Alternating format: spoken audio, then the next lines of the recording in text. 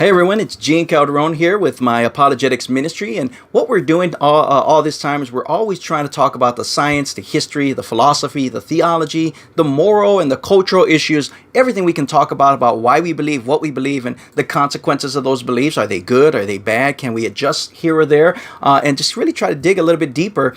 And this day being the beginning of February, which is known as Black History Month, I'd really like to try to dig in a little bit about that and talk about some of the history that a lot of times we don't get a really good picture of. Because even today, only a handful of Black heroes that we know about are presented in our American culture and history. We only get a snapshot of a much bigger picture that is out there. We're only getting an assumed base of all the beliefs that probably exist. We know very little about what we could possibly know, and that's where we really want to open it up and not really have to go based on assumptions. There are facts out there that we can dig. And so what happens when we take a look at some writers of Black history like William Now or Carter Woodson or Benjamin Quarles or Joseph Wilson or Booker T. Washington or Edward Johnson, and we look at them and we learn the full history specifically about African American political history here in the United States. See, the history of Black Americans begins around 1619 with the arrival of the first slaves as they were brought here. But the political history of Black Americans really begins about 1787, and that is the year that the American political system was actually formed and put together, because it was the year that the United States Constitution was written and applied. Now, unfortunately, many have made the claim that the Constitution was a pro-slavery document. And to make that point, they bring up the idea of the 3/5 clause, Article 1, Section 2, claiming that the Constitution says that blacks were only 3/5 of a person. One of the early Black Americans who actually researched this and investigated the claim was a famous abolitionist named Frederick Douglass.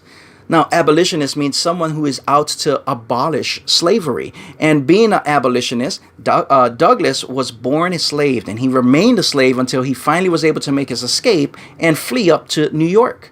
And about 3 years later, he gave an anti-slavery speech in Massachusetts and was quickly hired to work with the state's anti-slavery society while also serving as a preacher at a Zion Methodist church that happened to be there.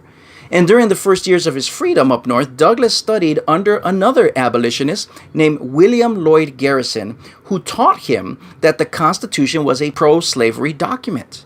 And Douglass took his teacher's word for it until he began to research the document himself, the United States Constitution. As he read the Constitution, he read also the writings of those who wrote the Constitution, and what he found really changed his thinking.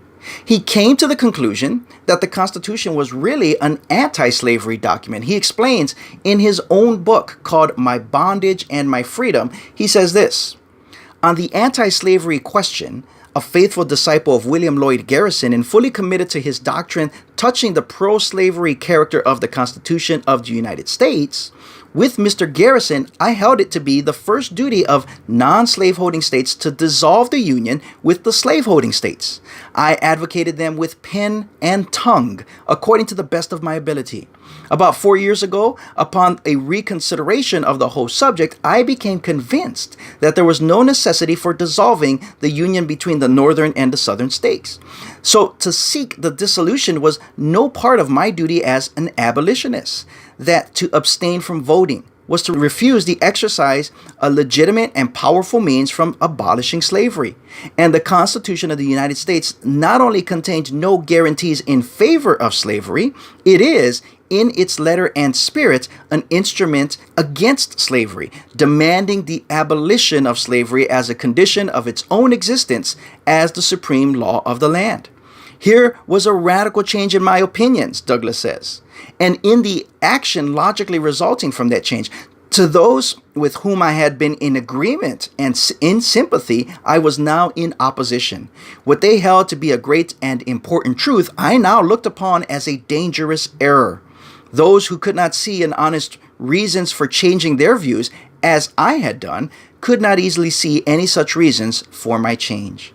So you see that even as Frederick Douglass, himself being a slave, raised in slavery, escaping slavery, and being an abolitionist for slavery, once he studied the documents of the United States Constitution, realized that the Constitution was not a pro-slavery document, but it was actually going to be a tool used to eliminate slavery.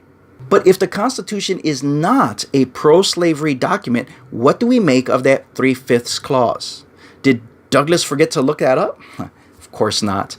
He came to understand that the 3/5 clause only dealt with representation and not the worth of a person. We'll talk about that next time as I kind of continue this study that I'm going through and really enjoying and looking at the Black Americans. And this is Frederick Douglass, one of those who just really made a statement that we probably don't get a chance to study very well.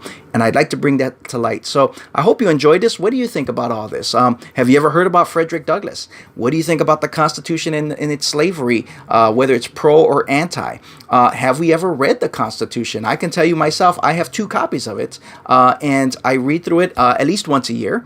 It really helps us better understand why we believe what we believe as far as being a citizen of the United States, as far as where our laws come from and who governs or how that law should be governed, and it should benefit everybody within our community. So I hope this helped you. I hope this maybe gets us stirring a little bit to kind of start thinking about certain things and maybe looking at things from a different perspective. And I'll try to share more throughout this month of February on this topic of Black history here in the United States of America. So God bless you. Thank you guys for watching. Hope to see you guys soon. Take care.